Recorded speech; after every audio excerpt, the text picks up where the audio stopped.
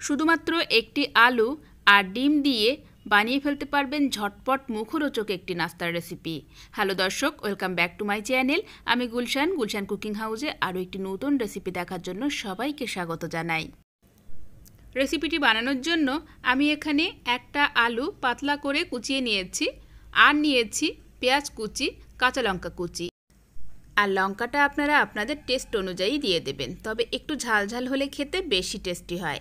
স্বাদ মতো দিয়ে দিলাম লবণ এবং সেই সাথে দিয়ে দিচ্ছি ডিম। আমি এখানে একে একে দুটো ডিম দিয়ে দেব। আপনারা আপনাদের প্রয়োজন অনুসারে ডিম আর আলুর পরিমাণটা নিয়ে নেবেন।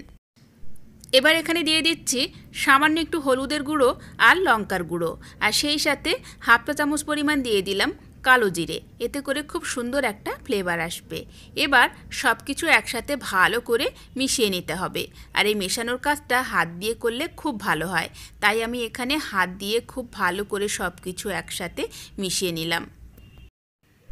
আপনারা চাইলে কিন্তু হাতের পরিবর্তে কাঁটা চামচ দিয়েও খুব ভালোভাবে মিশিয়ে নিতে পারেন। তো এখানে খুব ভালোভাবে মেশানো হয়ে গেছে। এবার আমি এখানে একটা প্যান বসিয়ে দিলাম। প্যানে দিয়ে দিচ্ছি সরিষার তেল। আপনারা যে কোনো কুকিং অয়েল দিয়েই এই রেসিপিটা বানিয়ে নিতে পারবেন। হাতে একেবারে সময় না থাকলে ঝটপট আপনারা এই মুখরোচক নাস্তাটি বানিয়ে নিতে পারেন। খেতে অসাধারণ লাগে, অবশ্যই ট্রাই করবেন। তো এখানে তেলটা গরম হয়ে গেছে, প্যানের চারপাশে একটু তেলটাকে ছড়িয়ে দিলাম। দিয়ে এখন আলু আর ডিমের মিশ্রণটাকে প্যানে দিয়ে দেব। ডিম ও আলুর মিশ্রণ প্যানে দেওয়ার পর এখন একটা প্যাচুলা দিয়ে খুব সুন্দর করে চারপাশে এভাবে একটু ছড়িয়ে দিতে হবে, যাতে করে খুব সুন্দর একটা শেপ চলে আসে। তো এখানে ডিম আর আলুর মিশ্রণ প্যাচুলা দিয়ে খুব সুন্দরভাবে প্যানের চারপাশে সমানভাবে ছড়িয়ে দিলাম। এবার আমি উপর থেকে কিছু কালো জিরে ছড়িয়ে দিচ্ছি। এতে করে দেখতেও সুন্দর হবে আর খেতেও দারুণ হবে, কারণ কালো জিরে থেকে খুব সুন্দর একটা ফ্লেভার আসবে। এবার ঢাকনা দিয়ে মোটামুটি 1-1.5 মিনিটের মতো জাল করে নিতে হবে, লো টু মিডিয়াম রেখে।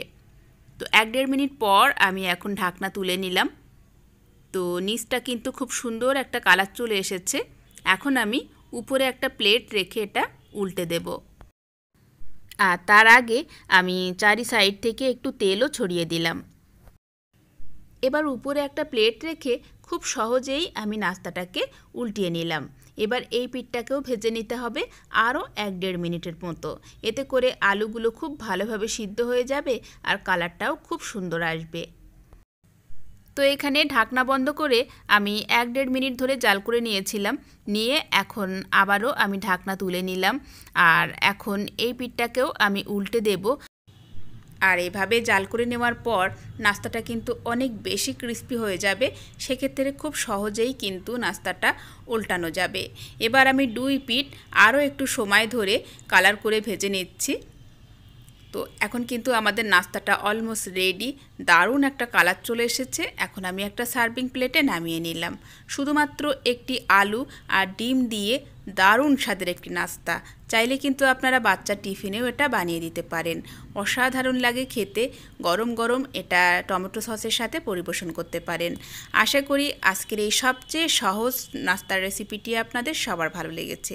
ভালো লাগলে প্লিজ একটি লাইক দিতে ভুলবেন না, রেসিপিটি শেয়ার করবেন এবং সেই সাথে চ্যানেলটিকে সাবস্ক্রাইব করে রাখবেন। আজকের মতো এখানেই বিদায় নিলাম। সবাই খুব ভালো থাকবেন, সুস্থ থাকবেন। দেখা হচ্ছে পরবর্তী এপিসোডে।